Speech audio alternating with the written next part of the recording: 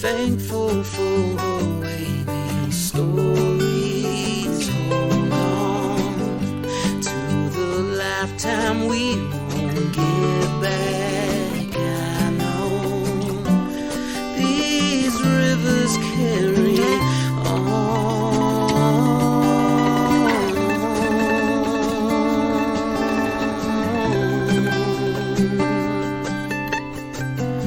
People tend to stick to you after time. Places tend to do the same as we do. This river carries on and on. Hello and welcome to Kankakee Podcast, where we talk about the people and places of Kankakee County.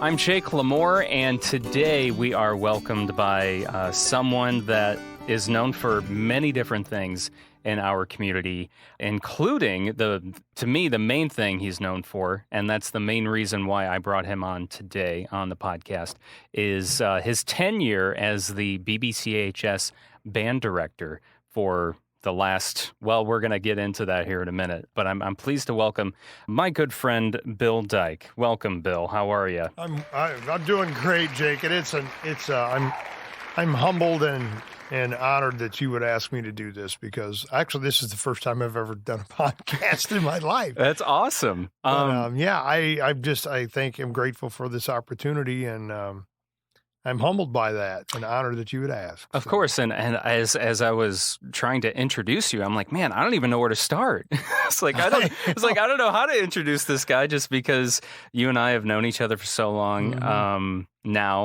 Now that I think about it, I pretty much known you since I started broadcasting. So that was when? That's like 7 years. 7 years? Yeah. Man. I know, right? You have grown into a fine young man, even before I knew you. But you've got so many great things going for yourself with the station and this, and you're a great dad. Oh, thanks. Great dad. Thanks. To see how you. But it's an honor to be here. And I don't know.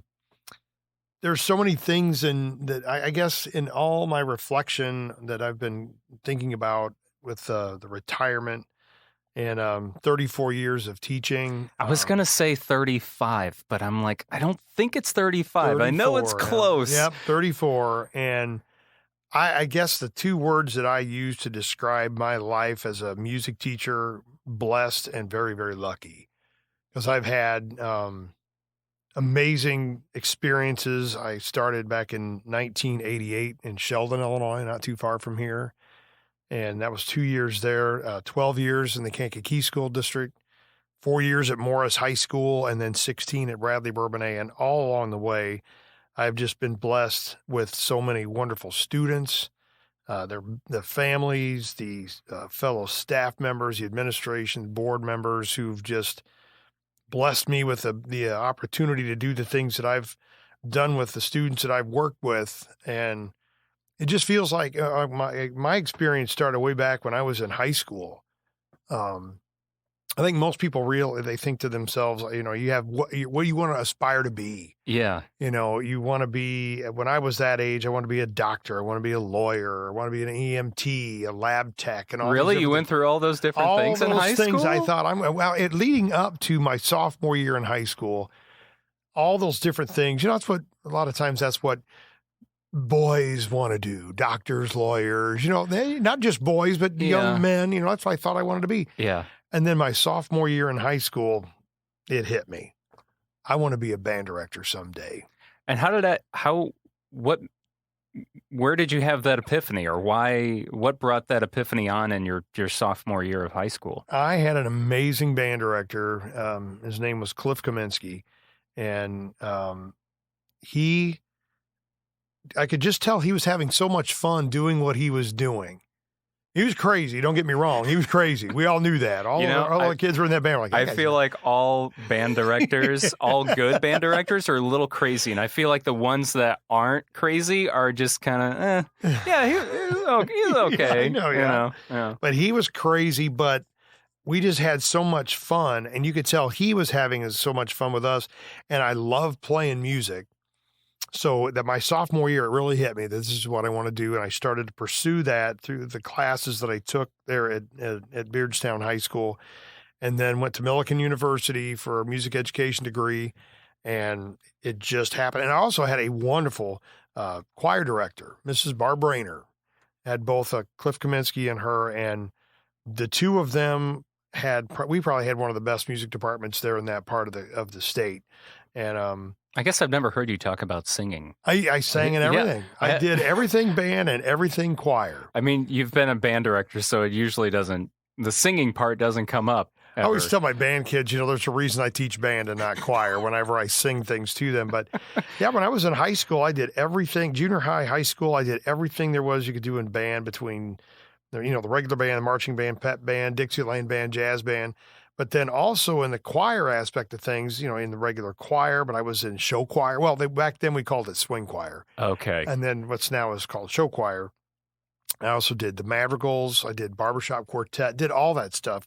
So music was my thing in high school, and it just progressed on through college, where I did everything there. And then, that was back in 1988 when I had my first job. And it's just been music ever since. But watching my high school teachers, my music teachers having so much fun, I think my philosophy was I'm going to return the favor, because I had so many wonderful things, many experiences provided to me. Someday I want to do that for the students that I work with. And that's just kind of been my driving force, and hoping kids that come through my program, when they walk out the other side, I'm excited about being in music. I want to continue to be in music. I want to be an independent musician who can go to collegiate level, play in municipal bands, and just walk in, sit down, be able to play and enjoy that for the rest of their life. Yeah.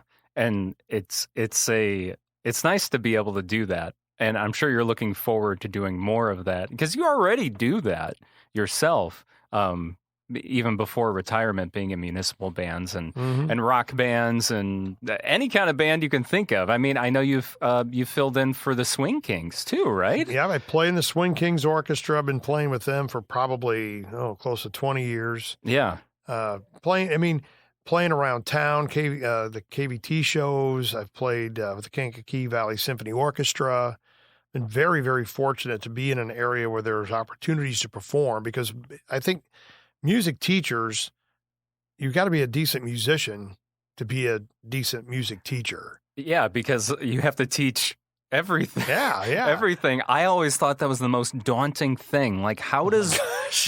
It is. Like, I've always admired any band director I had going through school, or choir director or whatever, and they can just adapt so quickly to, they're telling the trumpets, okay, no, it's, middle finger is your, I play trumpet, but for some reason I can't think of an actual note right now. But the ever popular B flat versus B natural. Oh yes, the open and the close, yes, right? Yeah. Oh, okay. And that's just something that don't ask me to play oboe, bassoon, or flute very well. I can help you out with the fingerings, but those instruments are. You know the notes, but as far as performance it's hard. goes, it's hard. Yeah, but yeah, you go when you're going through. When I went through college, you had to take all these techniques classes for how to play different instruments, and class piano was not not my thing, nor the strings. That was kind of rough. But you have to. Their job is to. Do you have to do strings? I do Does not. everyone? Well, I know you don't. Yeah, but in school, you had to do strings. We had to take techniques classes on every instrument for a semester. So even sitar. We didn't make it that far. We didn't make it into that one. That would have been, I'm sure the enrollment for that class might have been rather high. But yeah, they put you through the ringer, and, but it's so beneficial when you get out and you become, you have to have some knowledge to help kids succeed. And so there's some work to do in that. But, let's go back to the beginning. I know you were born and raised in Beardstown, Illinois, yeah. Which is close to. It's about 45 miles west of Springfield. Okay, it's right on the Illinois River. So that's not close to Jacksonville, right? Very close. It is close to Jacksonville. About 30 miles away from Jacksonville. Mhm. And I thought I remember talking to you about that. So what kind of family were you brought into? What were your parents like? Were they the music nuts in your life, or was it your grandparents, or maybe some uncles, or anyone in your family? My mom. My Okay. mom actually she played trumpet all through grade school, junior high, and high school.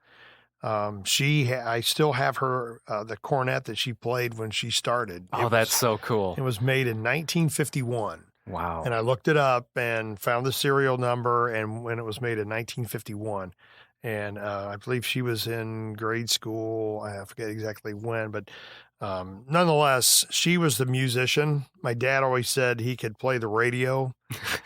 That was his thing. That I can't tell you how many times I heard that joke as a musician growing up, meeting other people that don't play. They're like, "Well, I play the radio," and you're like, "Oh gosh." My dad took it one step further and said he could also play his nose. Like, what do you mean you can play your nose? Well, I can pick it or I can blow it. Oh my Dad, God! Come on. Oh man, that's a dad joke right there. That is a dad joke for sure. But she was the only musical person that was in my immediate family. My grandma and my grandparents, none of them were into music.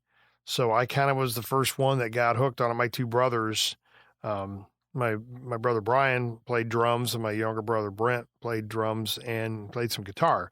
So the three of us really picked up on some music things. I'm the only one who really went after it seriously, but did they stick with the drums like you did? They went through high school, through high school. And then I'm the only one who went on even further. But I know once you learn, you don't forget. It may be a little rusty, but you can get back to it. But my youngest brother Brent's a really good guitar player. So he played. There's a little band he played in back. I forget how many years ago, but he did a little work there. But yeah, as far as music's concerned, it's pretty much me. So when did you do the typical start in school band, like fourth, fifth grade? Fifth grade, yeah. And was it percussion? Did you start there? Or That's where I started, but it was interesting because my band director then, they do these little rhythm tests with you because they bring the instruments out. And they still do the same thing where you try out each of the instruments. Yep, I remember doing that with King Music way back in the day. Yep, they try this out. And a lot of times, I don't know, I wish I could go back and be a fly on the wall in the conversation that the band directors were having, because a lot of times these days it seems like we have too many saxophones and too many drums that sign up for beginning band, because those are really glamorized instruments, whether it's MTV or wherever. Yeah. But my fifth grade band director, Roger Slaughter was his name. Roger Slaughter, and the way they tested drummers or percussionists to see if they have any ability. Well, they would bang out a rhythm on the desk and have us echo it back. And that's what I wanted to do. I wanted to play drums. Now, my fourth grade year, my mom made me take organ lessons. I had to. Oh. It was hard. It was like, I'm sure you loved every moment of that. Not really. Because we're talking traditional organ with the pedals and the two boards. It was maybe I think there was some positive in there somewhere, but I'd have to really dig in. Was a lot of church influence on that? It was like Silent Night, and then I played Long, Long Ago. I can't even remember some of the stuff that I played. There's only two songs I remember that I learned on the organ. Yeah. But she told me I had to take organ for a year before I could take drums. So all through my fourth grade year, I did that. And then the minute I walked out of my last lesson, I knew, all right, Mom, that's your year of organ. Now I get to start the drums. Well, my band director, Roger Slaughter, after he banged out this drum on the desk, he said, Mom, Dad, I don't think he has a decent sense of rhythm. I don't think he's going to make it as a percussionist, and tried to get me to play trombone instead. Not that the trombone was bad, but I wanted to play the drums. Well, you do look like you could be a decent trombone player. I do decent. I do pretty well with low brass instruments. Do you? Yeah. Okay. Yeah. Okay. But he said, I don't think he's good to be drummer. And I recently was talking to some of my students, like, I'd love to find Mr. Slaughter and go, hey, yeah, maybe I did okay for a percussionist at this age. I was going to ask if you ever had reconnected with him years later and been like, yeah, guess what? I've looked on Facebook, because we were talking about that one day at school, and I got to trying to hunt him down, and I didn't. I wonder if he's still living. I don't know how old that'd be a good question. He was at the time when you were, If he was decently young, then yeah, probably still. I don't know. Probably still around. I did a little looking around, and I found the high school band director at the time, but I haven't found Mr. Slaughter yet. So I have to do some digging and see. Yeah. But yeah, and I'm sure it would be one of those things like, hey, yeah, guess what? not to rub your face in it or anything, but just hey, I made it okay. I did okay. So yeah, that's how I got started way back when I was 10. I played in. Finally, when I got old enough, I took some drum set lessons and had a couple bands I was in through high school and into college that I played for. And when you were playing it, you were playing in rock bands, right? Mm-hmm. So did you guys play covers and play shows with your friends around the same age, or what? It was mostly it was all cover bands. Mm-hmm. The first one we called ourselves the Marauders because this one guy had a Gibson Marauder guitar, so we named ourselves that. And then another band I was in called Camouflage, because we wore camouflage, because back in the early 80s, that was the thing, you know. Yeah, I know you're laughing. I don't think there's any pictures of that, thank God. I would love to see pictures of that. I don't think there are any. Is there going to be a reunion? We tried. Camouflage? We tried it once, and it was... at one of the high school reunions, maybe? Or maybe the Marauders got together. My dad, when he had his garage, this is after, maybe it was after college, and we got together to try to do a Marauders thing. We recorded it, and I think I've got that thing is buried somewhere in my basement where no one will ever find it. But the way we used to get gigs, the way we would get people to play is I was living on a farm. I grew up on a farm, and we would have wiener roasts. Okay. So we'd invite all of our friends out to a wiener roast, had all the food, and oh, by the way, the Marauders will be playing at this. So we kind of made our own kind of thing. But yeah, I mean, this when I was in high school, and that's when I was really, starting to make my musical way, and then on over to Milliken. And yeah, I mean, I guess to get back to your question about what my family was like. Yeah, I was kind of the only musical guy. Yeah. Grew up on a farm, so I could be out there and crank stuff up in the garage and not bother the neighbors at all. It was perfect for you being. Yeah.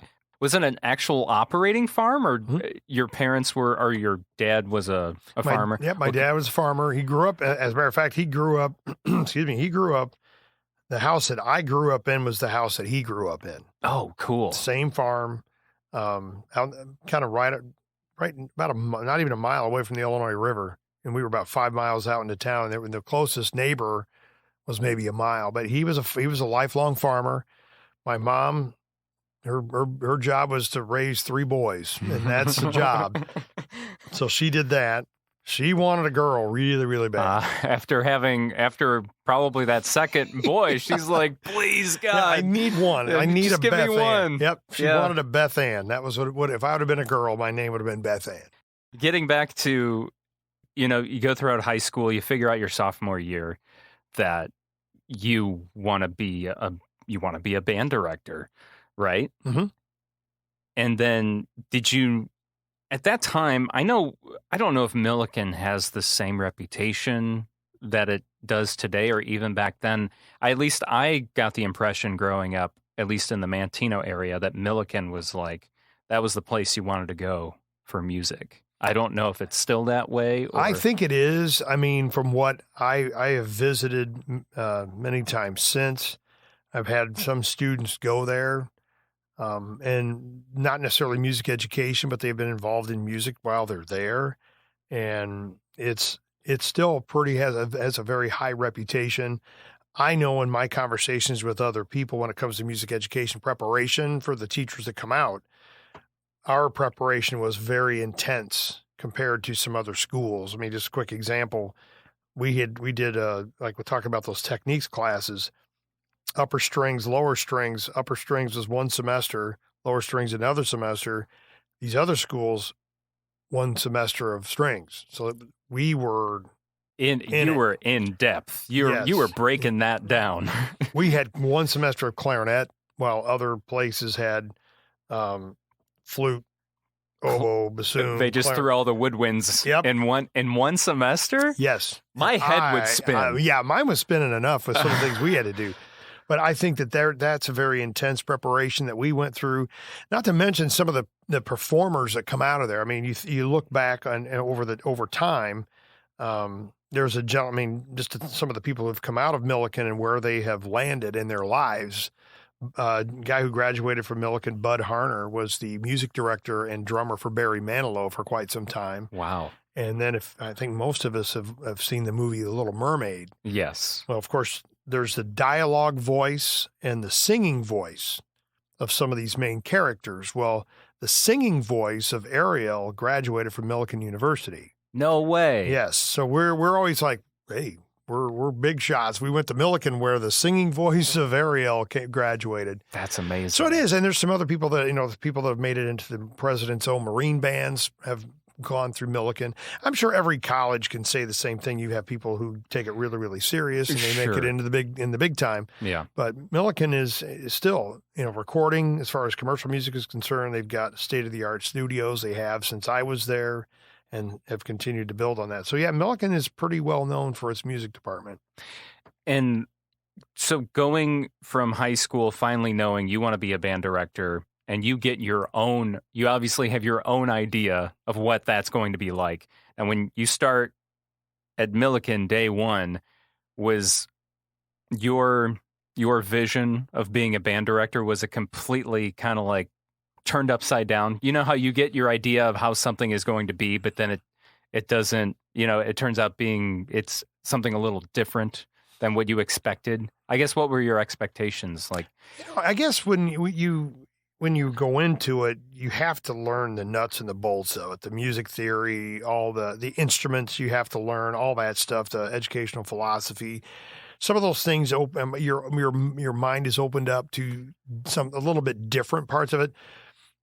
I think the most, I think maybe one of the more revealing moments, I guess, would be the peek behind the curtain for the first time when you go out and do what they call practicum experiences, where you visit another teacher, and they don't really want you visiting your own school because you kind of know that program, but to go to and observe a teacher in the field, you're kind of flipping around to the other side and seeing it from the director's standpoint as opposed to a student in the program. And do you remember the first time you did that? Ashland, Illinois, yes. Yeah. I was went to visit. It's a school that wasn't far from Beardstown. Okay. And I remember walking in, and it was a really good program. I was lucky to get into it, to be able to just go and observe. And she let me do some things too. I got to direct the band a little bit and work with some students.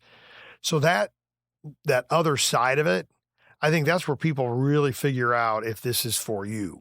Because I've ran into people who they've gone all the way through their student teaching and walked out the door on the last day and said, nope. Wow, that's a figure that out kind of late. But you do have that moment. I mean, of course, there was that moment my sophomore year, but then the first time you start working with other students as the teacher, that's a make or break moment for you. And fortunately, I made the right decisions up to that point. So just to kind of, again, peek behind the curtain and see how does this stuff run?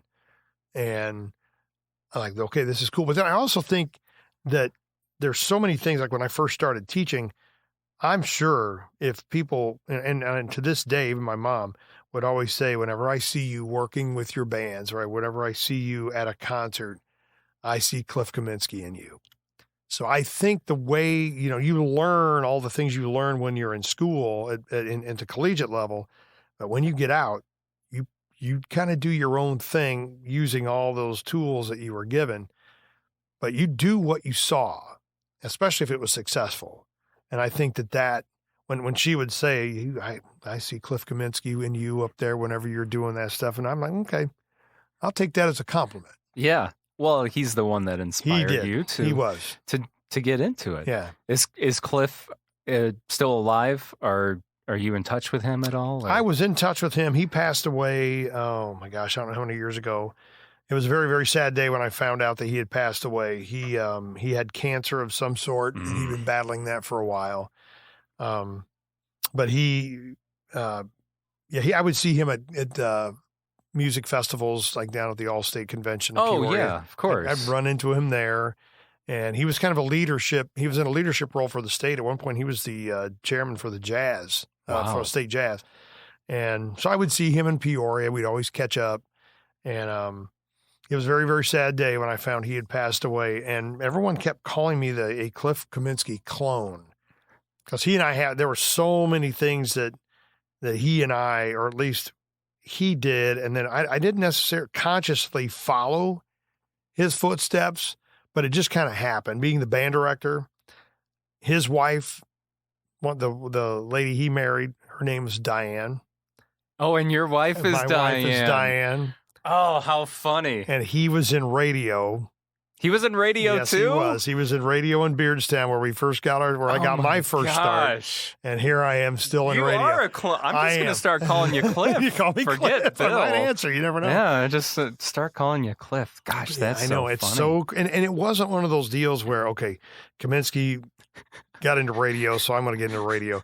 He married a woman named Diane. I got to find this Diane. I have to find some woman named Diane to marry her. But it's so crazy. At least, did he have kids? Because if he did, are your kids' names at least different? No, your not kids' even names close. aren't. No, his kids. Actually, one of his. I don't know if one or both of his boys.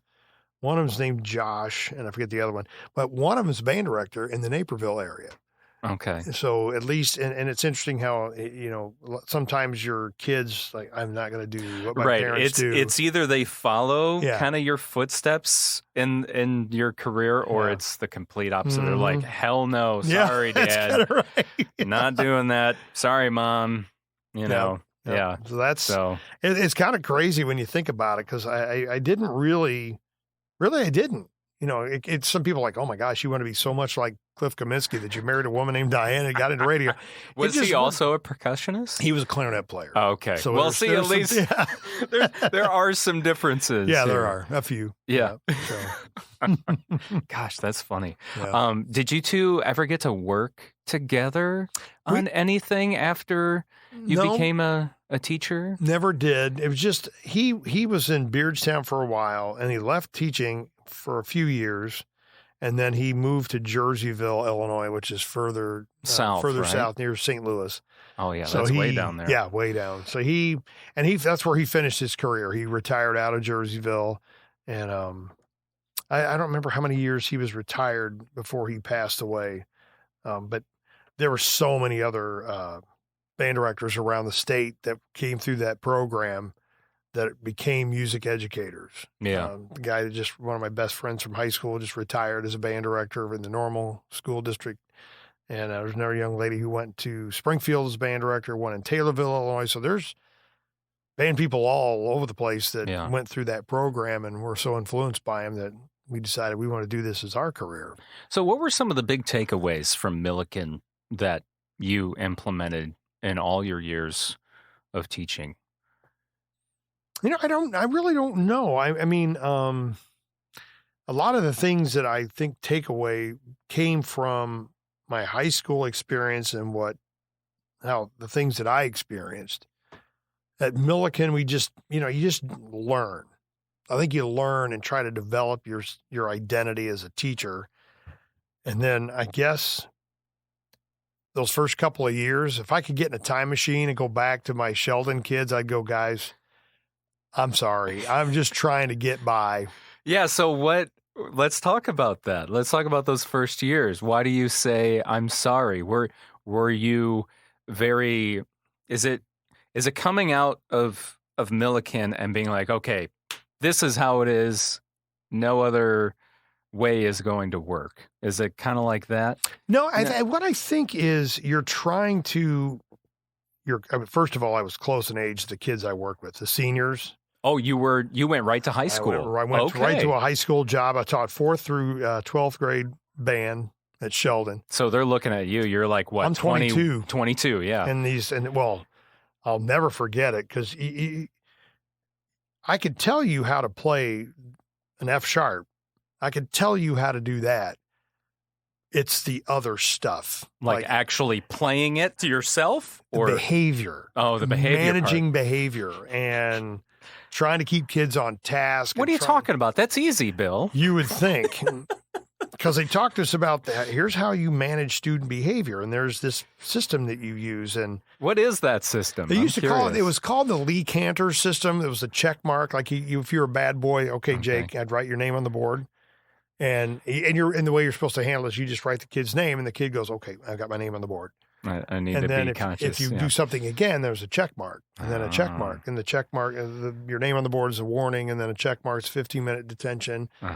Next, there was one young lady that went through that in 2 minutes. Oh my You can make check marks on that board all day long. I don't care. I'm like, okay, Lee Cantor, where are you? And we need to talk because this isn't working. This isn't working, bro. But just trying to get kids, to just to make music with them, but keep them on task at the same time.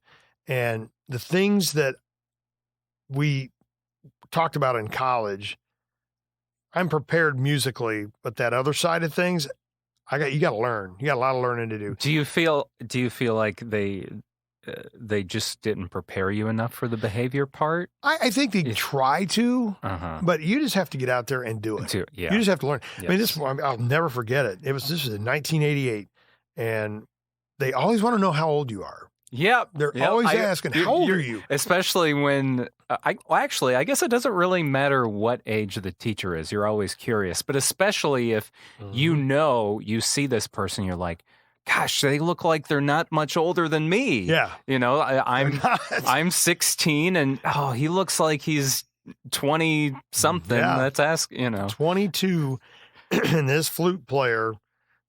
And some teachers do not want their kids to know how old they are. Like, I don't care. I really don't. I always wondered why. I mean, I guess it's a privacy thing. Maybe. But they kept asking, how old are you? How old are you? I go, you know what, guys? I'm 22 years old. And this flute player, who's a senior in high school, hand shot up. Like, oh boy, where's this going? And I said, yeah, her name was Daphne. I remember that back to 1988. I said, Daphne, what do you have to say? I date guys older than you. Like, oh, okay, Daphne, here we go. Okay, let's get back. The daddies. Yeah. Okay, and just the nicest young lady. All of them, they were so wonderful to me. But that's the kind of stuff that you start. They don't tell you about that. They don't say, hey, you're going to get this and you're going to get that and you're going to get this. What do you say? What do you say to that? It's like, okay. That just kind of like embarrasses you. It like belittles you. Like, oh, you're just a little guy. Yeah. I date people. I think and a lot of times I think kids do things like that just to shock you and see what your response is going to be. How are you going to react to this? Yes. So, I mean, but they're trying, we try to, as the teacher on our end, we're looking at the group going, okay, what do you guys like? Well, and how do you fit with me? Well, the kids are sitting in their seats going, how do you fit with us? So it's a two-way street. And that's got to be hard to remember, I'm sure. It is. To keep that in mind. It is. I mean, I would imagine over time you picked up on that, but I'm sure in those first years, like you're talking about at Sheldon. You have a lot to learn. Yeah. There's a lot to learn. And it's not the music stuff. It's the other behavior, the relationships that you create. I mean, you have to learn how to interact with kids. I mean, the first thing I ever did when I was in Sheldon, I mean, and I've had kids that were in those classes 34 years ago when I had my drums set up in the front of the room. And back then I had a major rock set, double bass. Oh, dang. Yes, cymbals. I'm a Neil Peart guy. Yeah. So it was just, I wanted to get as close to his drum set as I could get. But I had this thing set up and I put a PA system out there and had a cassette deck ready to go. And I queued up a song by Dyche to play along with, and it was turned up loud. And these kids just walk in, and I sat in my office and didn't talk to any of them. And the bell rang. They're all sitting in their seats, had their seats set up. And as soon as the bell rang, I just walked out, sat down behind the drums, played a brief little solo, hit the switch, played along with this Dyche song, and their eyes are just bugging out of their heads like, what is happening right now? And when I finished, I walked up and I stood in front of them and I said, hi, I'm Mr. Dyche, and I'm your new band director. And what I just did was a lot of fun, but it's taken years and years and years of work to get to this level. That's what I want to do with you guys. And to this day, those kids go, man, when you walked out and you were playing to Dyche, and we were like, who is this guy? I would have loved to see a video. I wish I could too. I wish I could see a video of that because I was scared to death because you don't know how they're going to respond to that. That's what I was thinking in my brain when you're telling me this story. I'm picturing this is either going to be really good or it's going to be really bad because you just picture these kids. And of course, I'm thinking if you would have done that 20 years later, as 20 years older, to high school kids and coming out with this huge drum set and this old music to them, whereas, at that point, there's not a big gap in generation because you're so old. But I would imagine if you would have done that in like 2008 or something like that, people would have been like, what's he doing? What's this guy? He's old. This music's old. That's where you find something a little more relevant for him, and then play along with that. Yeah. But I guess the point and the thing that I've learned over my years of doing this, it's one thing the kids need to see you as a musician too, in my mind, because that's what we do. We love to play, and for kids to see that, I had some instances where kids. I mean, I've started playing with the Silhouettes here not too long ago. That's right. I play with Cosmic Rewind and all these different bands, and students see you play. Or if I'm in school, and I'm really lucky as a percussionist, as a drummer, I can walk back in jazz band, tell a kid I could sing the part to them or try to demonstrate, but I can just walk back, sit on the drums, try this, and demonstrate right there on the spot. So I'm kind of lucky in that. But I think kids seeing that their music teacher is also a player is huge. And kids really, man, that was kind of cool. Yeah. So we do have those skills as well, not just to stand there and wave a stick around, and we can play too. So going from Sheldon, Illinois, teaching there, where did you go next? Kankakee. I was here for 12 years, yeah. And what an education that was. Had you ever come to Kankakee County before then, or any familiar? Because obviously Beardstown is what? That's at least 2 hours. It's about 2.5 to 3 hours to that side of the state, and then Milliken and Decatur, and then Sheldon. We would come to Kankakee to do stuff, like come to see movies and things like that. Oh, you would? Okay. My first date with my wife was up here. We went to the old, what used to be Bradley's Garden out there on 50. Yeah. So we that was my first date here, but we would. Because is Diane from? She's from Sheldon. She grew up in Sheldon. She's okay. And our first date was we came up here to a movie, and then we went to Bradley's Garden for dinner, and that was 1988, 89 maybe. Yeah. And so we would come up to Kankakee. But I learned a lot. I mean, you grow in Beardstown, Illinois, the ethnic population, none. Milliken University, not a lot. Sheldon, Kankakee. It was, I don't want to say culture shock, but I learned so much when I came here about students who look different than me. And I've developed some amazing relationships with students and staff. I just learned so much culturally about the cultural differences, but then the similarities. Just because we look different doesn't mean we think different. We think the same. So I learned so much in my 12 years at Kankakee that I'm so grateful for. And then Morris, learned a lot there. And then I just learned a lot but I think Kankakee was an amazing experience for me, and learning, not musically, I was prepared, but I had a lot to learn when I came to Kankakee. And what comes to mind when you think of coming to Kankakee? What are some stories that stick out in your mind that really threw that learning curve? Interesting, and there was an instance with a young man who I was talking with a young man. He was black man, fine, just a great kid. Had a great rapport with him, and we're talking. I said something about, I met this other kid, because sometimes I would run into kids that weren't in band, and I said, this one young man I ran into, such a nice guy. Well, who is it? I go, I don't know his name, and I was using every term I could think of, other than the fact that he was black. So I kept talking, and the kid said to me, well, is he black? Is he white? Is he Mexican? What is he? I go, well, he's black.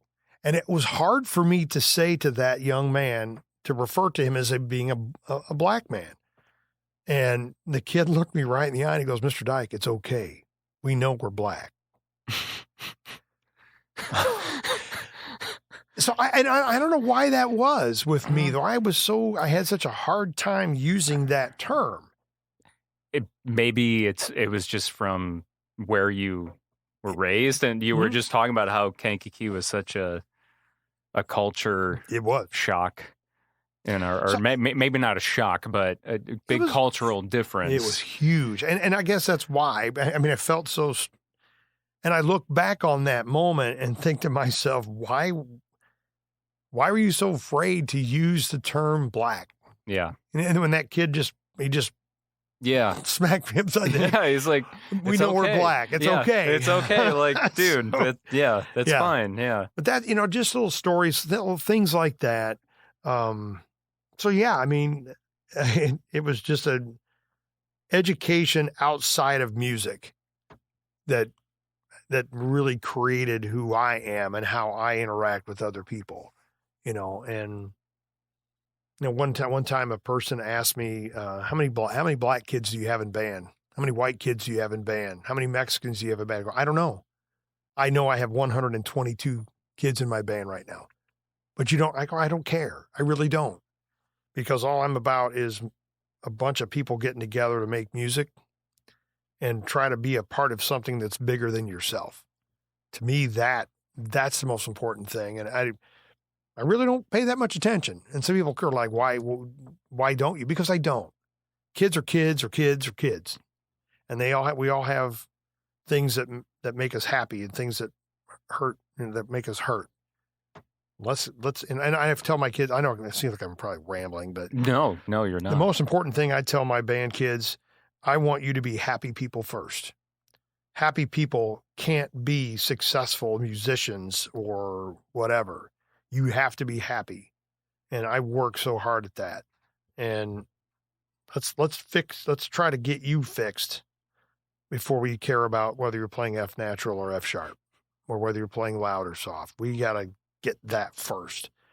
And then everything falls in line. And I think that's true of anything, no matter how old you are. It is. So that's it's a journey to me. And in my reflection, of these last 34 years of teaching, the journey is more important than the result, I think.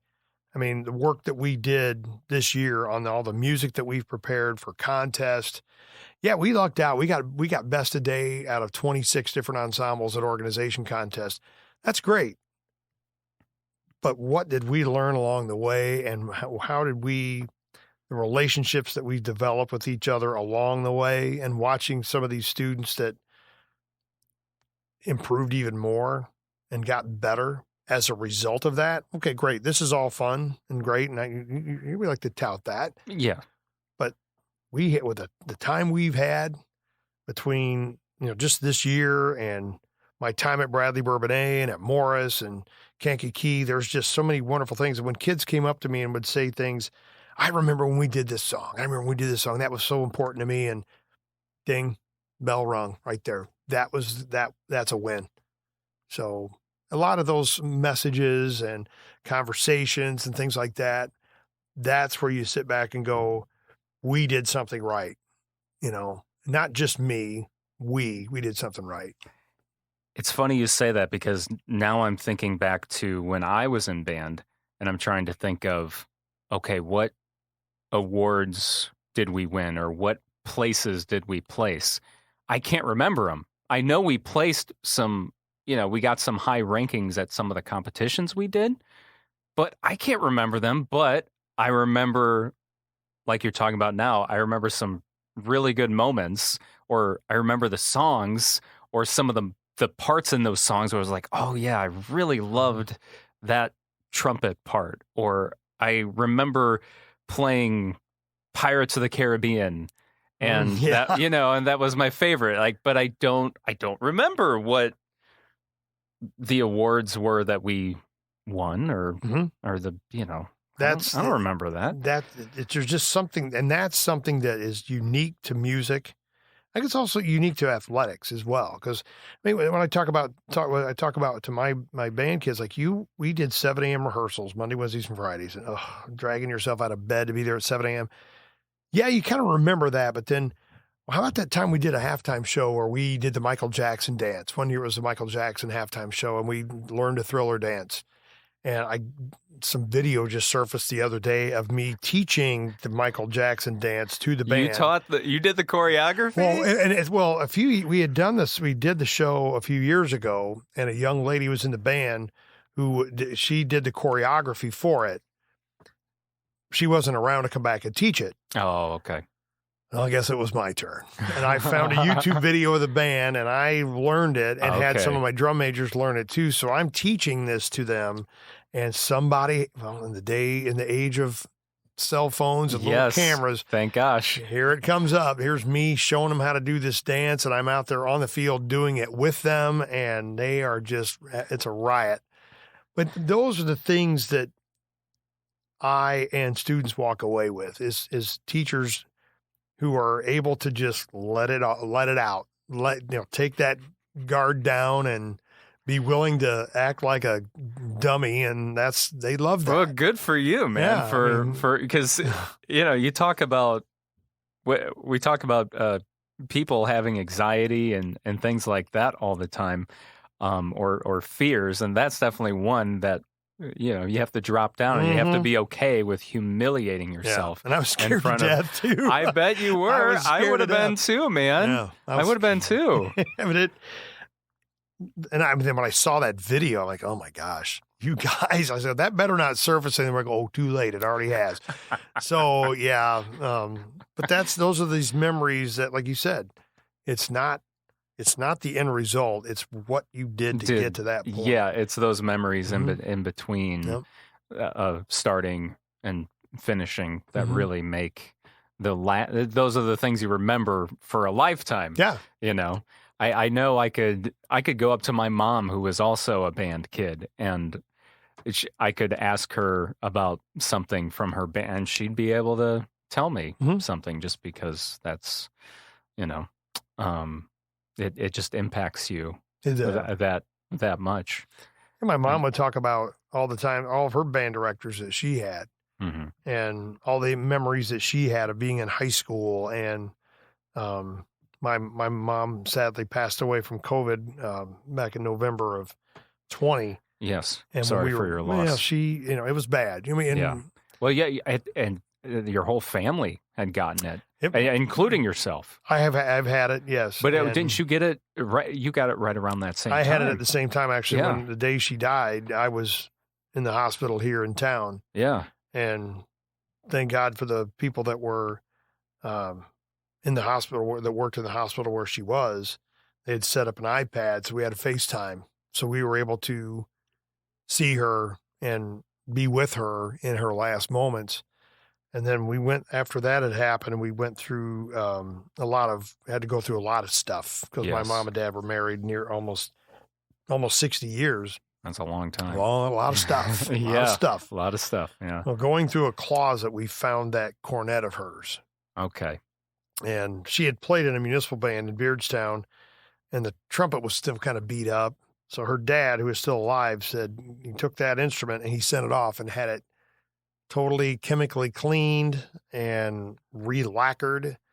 The thing is in beautiful condition, and I have it. My dad said, there's no one else I want to have that trumpet than you. And I took it to school, and I showed it to my band kids, because they knew she had passed away, and that we were kind of going through that whole thing. And I got it out and played it for them, and they just sat there, and I said, this is a piece of my mom that my dad wants me to have. Yeah. And they were just blown away by it. But just to have that little piece of her musical life stay with me is pretty special. But yeah, the memories that she would share, it's just a thing. And I don't want to discount anything else. There's so many other things, athletics. You hear about athletes talking about experiences that they've had. It's the same thing. It's just great things happen in life, and it's all that I keep talking in a circle about the result isn't necessarily as important as the journey to get to it. So Mhm.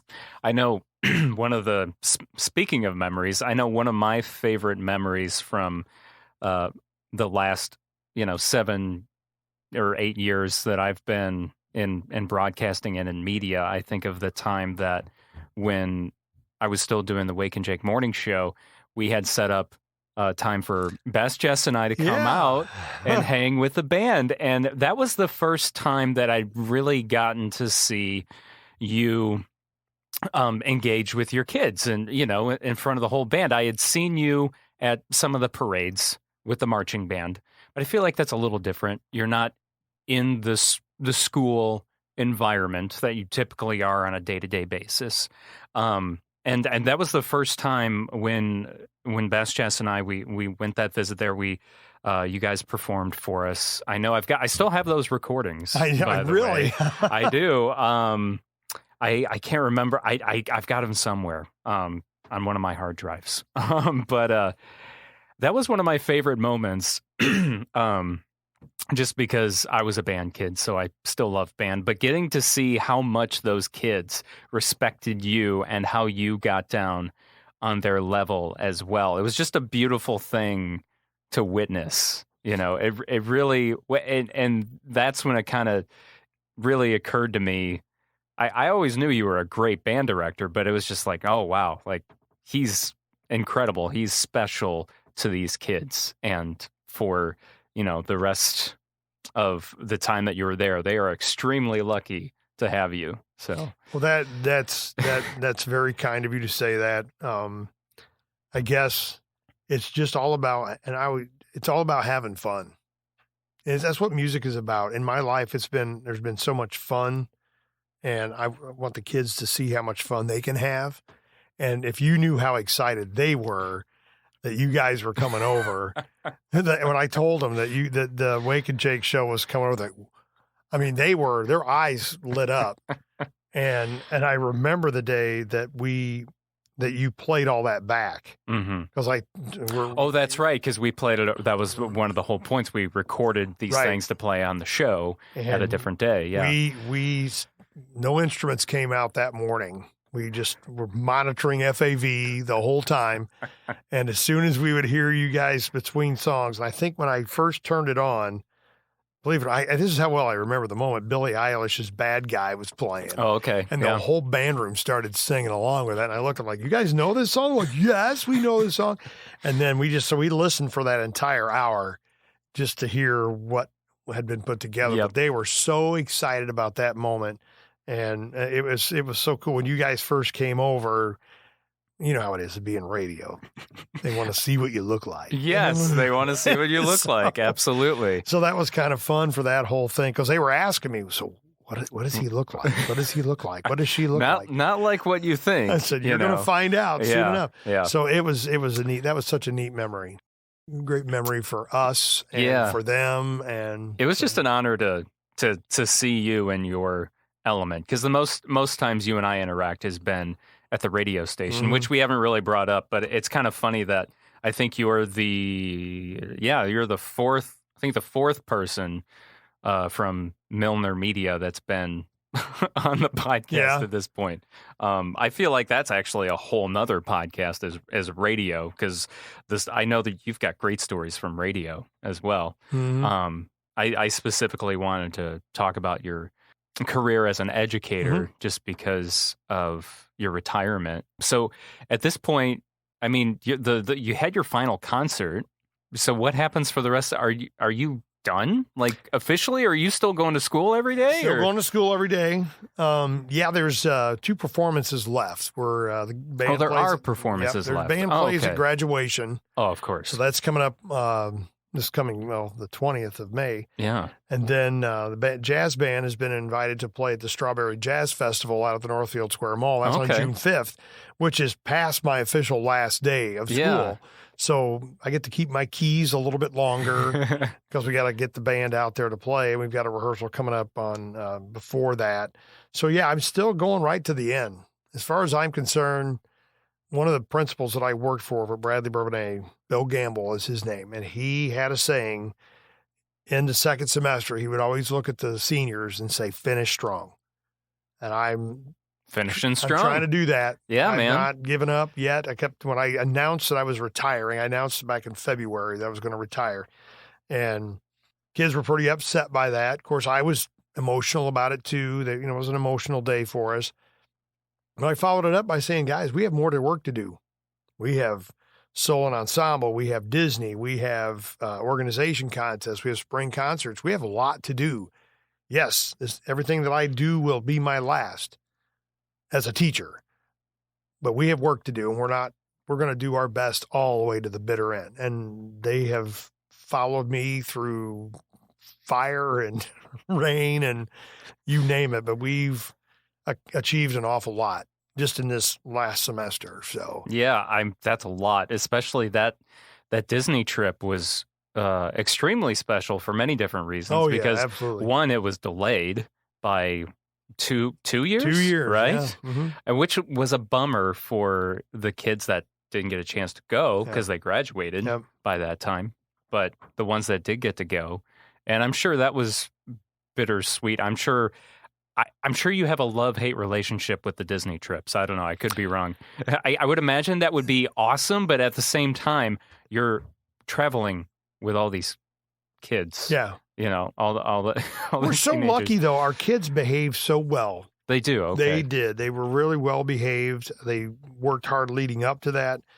And it's interesting, too, because I would say the low light of a Disney trip is the bus ride to and from. It's about 24 hours on a bus. That cannot be fun. It's not. And when, me and Tylenol and Aleve became very close friends for those rides because the 55-year-old body gets really sore. And the ride to Florida, we basically get there and go straight into a park. We don't check into the hotels and freshen up a little bit. It's right into the park. Seriously? Yep. Right into the park to play? No, we don't play. Thank goodness. Okay. Okay. But we just basically hit a park and we're in. Okay. So when everybody gets back to the hotel, there's a run on showers, trying to get to the shower. Yeah, right. But and even in that, the interaction with kids on the buses, it's a lot of fun. They see us. One kid actually walked up to me and goes, "You're wearing sweatpants right now." I go, "Yeah, I am. As a matter of fact, I do. I do have a drawer full of sweatpants and shorts and things like that." Yeah, I'm a human. Yeah, I'm a human being, and that's kind of fun for kids to see that. Yes. And then there's the highlight. Is marching down the street at Magic Kingdom, Main Street Parade. It's the highlight and the low light, but even the low lights are not bad. Yeah. And the great memories that you make. But we've done Disney several times, but this time was real special, knowing that. And when the crowds, our kids, they group together on Main Street. As the band's coming down, they're cheering. And it just I had a few tears running. Yeah. How could you not? It was, it's your last time. And especially after the last couple of years we've all gone through. Yeah. That probably made it extra special well. It was. So how many times total when did the Disney trip start? At least at Bradley-Bourbonnais since I've been there, we started, I started there in 2006. I think we went in 2007. And then every other year we take a trip, and every other trip is Disney. So every kid gets to go to Disney, and then there's another trip. We've done New York, Memphis, and Nashville. I forgot about New York. We did a lot of those. We did. When I was at Morris High School, we did Toronto, Disney. I've been to St. Louis, Atlanta. How did Toronto work? It was really interesting. It was really cool. I was surprised. Yeah, to take kids cross. Back then they only needed a birth certificate and that was before the passport requirement to get into Canada. Yeah. That's right. So it was an organizational nightmare, but we got it pulled off. And just a birth certificate, and then they had a letter of permission that let me take their kid across the border. Yep, that was it. So I've had great experiences, and have dragged my wife to several of them, and finally she says, "I'm not going on these trips." And she's retired now. She's correct? retiring at the end of this school year as well. So you're both retiring the same year. Yes, we are. I did not know that because I thought maybe she had retired last year. I knew she was going to be retiring soon, and she's grade school. Right? She was for a big part of her career. She was an elementary general music teacher. And then here in the last few years, she started to teach group piano over in the Kankakee School District. They've had a group piano program going for decades. And she slid into that and has been at Kankakee High School for the last, I don't know how many years she's been teaching group piano there. She was teaching group piano over at the junior high as well. So I think it's awesome they have that. I don't. Are there any other schools that have? I've never heard of group piano. Not that I know of, not in the area. Maybe, I think if you go up into some of the suburban schools, they may have it, but around here, I don't know of any. Mm-hmm. So yeah, she's very fortunate to get to do that for her job. And she recently had her last recital, and 30 kids played on that recital. And some of them started playing just in January of this year. Wow. And got up in front of an audience and performed very well. That's pretty good. She's had a great career as well, and touched so many lives on her own. And yeah, going to be a big party at the Dyche house. Oh yeah, let's go. Yeah. And actually one of the first big things, we have been waiting 3 years to do an Alaskan cruise. Oh, so you're going to do that coming up in year? July. Finally, we get to go. Good for you. Yeah. I remember Jim Brandt did that when he was still working at the station. Oh, did he? Him and his wife went on an Alaskan cruise, and he showed me pictures of that. And that looks like a Bob Ross painting. Everything you look at is what it looks like. So. Happy clouds. Yeah, happy trees. Yeah. Happy mistakes. Happy mistakes. That's what it is. So, being that you've had 34 years in music education, there's obviously a lot that's evolved over the years, whether it was good or whether it was bad. What are some things that you think we should not lose sight of in the music departments in school, or something that you think should come back, or just because I know we constantly talk about how music education in schools is not as funded or not highlighted enough. I guess when it comes, keep it. And I've been so fortunate in every school that I've worked in. The support for the arts is incredible, and it's not always that way everywhere. So my message would be, get out and fight for it, advocate for it in every opportunity that you get. Don't lose sight of the music making. That's what kids sign up for. They sign up to, you have to teach them things and teach them music theory and that kind of thing. But that's what, don't lose sight of the making music part of it. Because that to me is the most important thing about, if you signed up for band, you signed up to play. Signed up for choir, you sign up to sing. Same with orchestra, you sign up to play. So don't lose sight of that.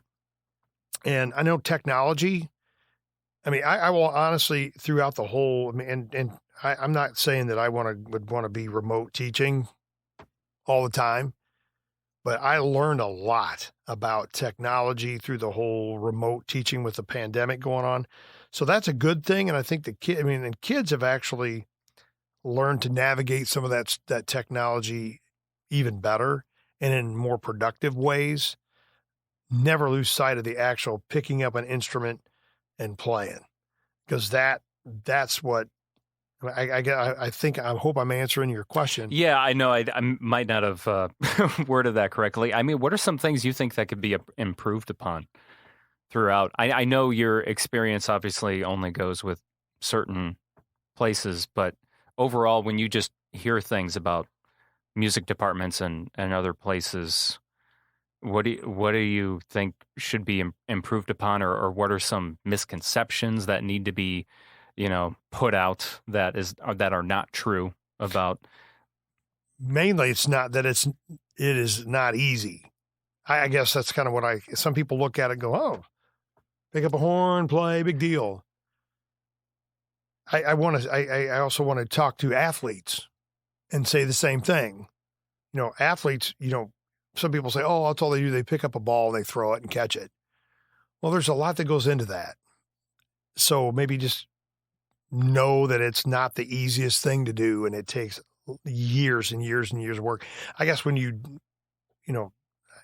people hate to hear the name Tom Brady, how much has that guy worked and practiced over his life to be able to do what he does and makes it look so effortless?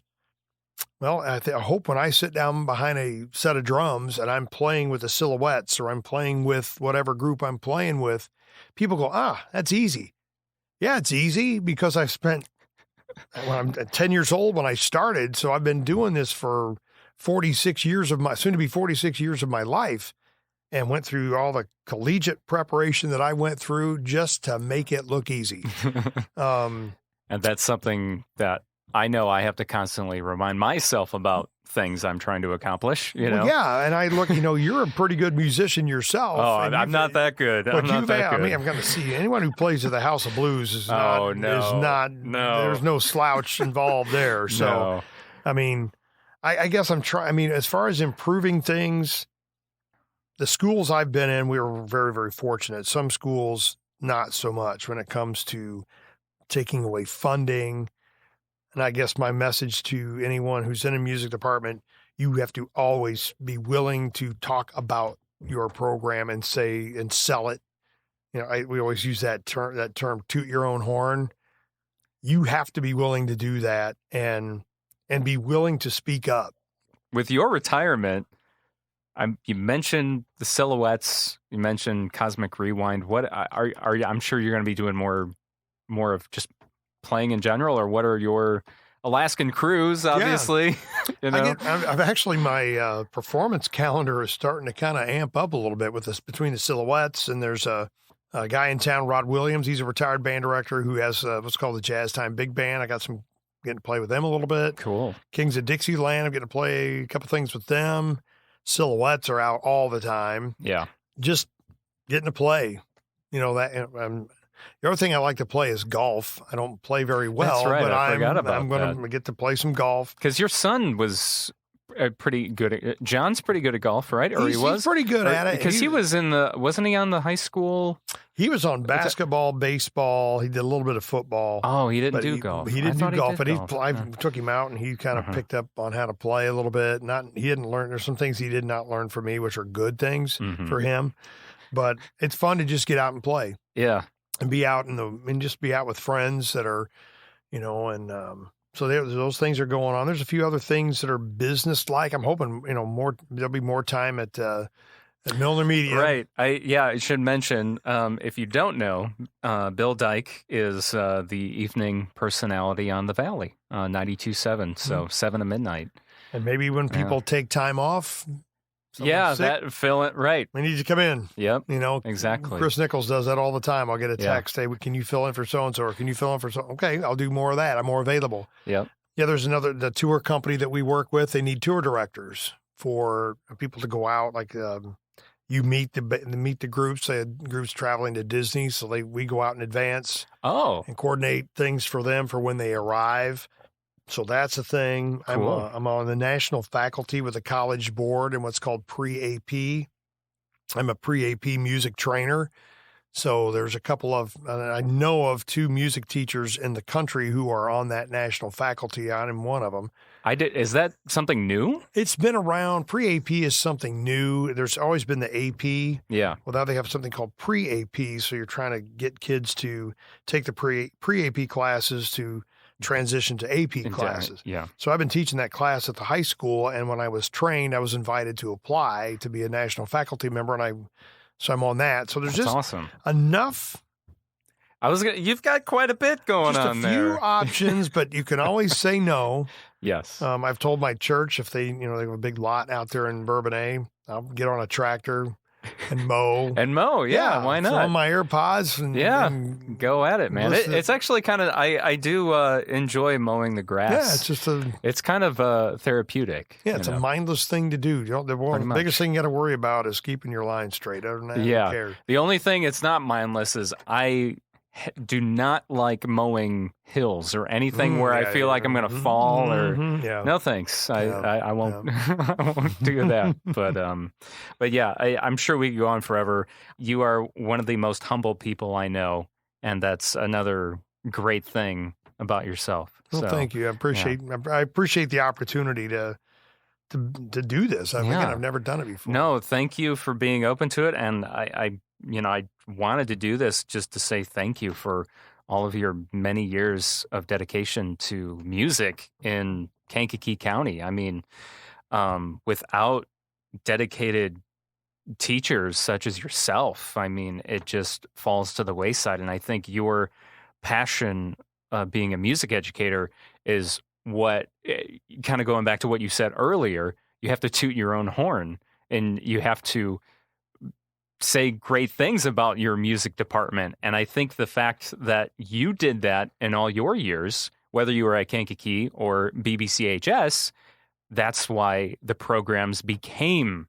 important and why they didn't get pushed to the, especially with BBCHS. Like, I don't know much about Kankakee and their music department, but I know, like, from what I gather, BBCHS is very passionate about their music department, and and it seems like they make it so that it's very important. They do, and I think that I think when it's so easy to talk about our music programs when we put the focus where the focus is supposed to be, and that's on the students. On the students, absolutely. It has to be. And the teachers that I work with, I have many work wives, many.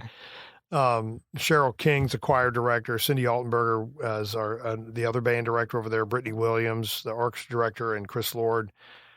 These are people who put the kids first. When you hear any of us talking about anything, it's the success of our students. Our program is successful because of our students. And when you put the focus in the right place, it's real simple to toot your own horn. But the other side of that too is we get along so well. They're like my sisters. I haven't had sisters. I have two brothers. Right. But at all my jobs, Morris High School and the last two jobs, Morris and here, I have a lot of sisters, whether they're in the music department, the fine arts department, and the visual arts. It's all sisters. It's all work wives. And they keep me in line. But we just support each other. We share students, and we're all. I mean, some music departments just don't get along, and the kids could feel that, and that will affect the success of the program. But I think that's because we've had such wonderful, hardworking students that focus on them. It just takes care of itself. Yeah. So well, thank you for everything you and everyone else has done at BBCHS to make music work. Yeah. And is there anyone else you want to give a shout out to? Oh, my wife, Diane. She has been kind of like a military wife here.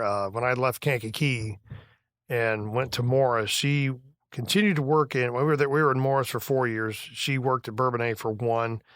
Plainfield for 2, so she's commuting like crazy. And then the fourth year we were in Morris, she had a job. She actually got a job in town and enjoyed that 5-minute commute. And then we uprooted and came back here. And she said, if we move again, you take another job, you're moving alone. Okay, so we've been here for 16 years. But Diane has been, she's been a wonderful wife, a wonderful mom to our 2 kids, John and Allison. I mean, here they are, 26 and 27. They made it back for my last concert. So my family is like number one. And she has been we were talking about doing this, and her question was, "What's a podcast?" I go, "Well, it's just going to be me and Jake talking. Yeah, just we're sitting just back and talking, talking." She goes, man. "Did he send you any questions?" Like, no, I think this is supposed to be just a natural conversation. Yep. And so, but she's been incredible in supporting me and all the things that I do. I mean, being a high school band director, it's a lot of nights, a lot of weekends. You're gone. Oh yeah. So she's been incredible. My 2 kids, I actually got to have them in class for their time in high school. That's right. That was cool. That would have been cool. But yeah, my family has helped me be what I am and do what I do. And yeah. Thanks for doing this, Well, Bill. thanks for having me. It's an honor and a privilege to be a part of this.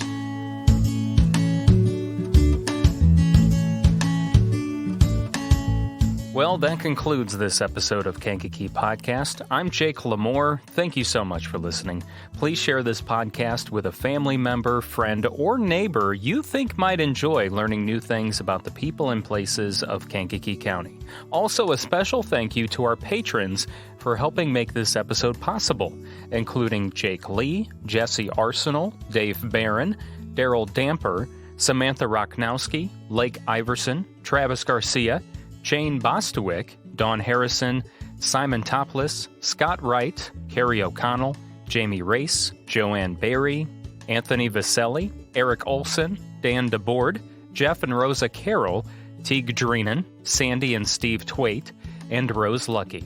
Now, to become a podcast patron, go to KankakeePodcast.com and click on the Patron tab. If you pledge $5 or more per month, you'll also hear your name announced on an episode of Kankakee Podcast. Now, there's also other rewards like access to extended versions of episodes, behind-the-scenes podcast episodes, podcast merch, discounts on special events.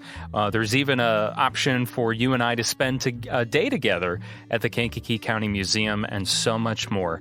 Your monthly pledge is truly appreciated, and our goal right now is to reach $400 per month, which right now we're at about 60% funded. So please sign up for the patron program today at KankakeePodcast.com. Our theme song is by Lupe Carroll. This river carries on.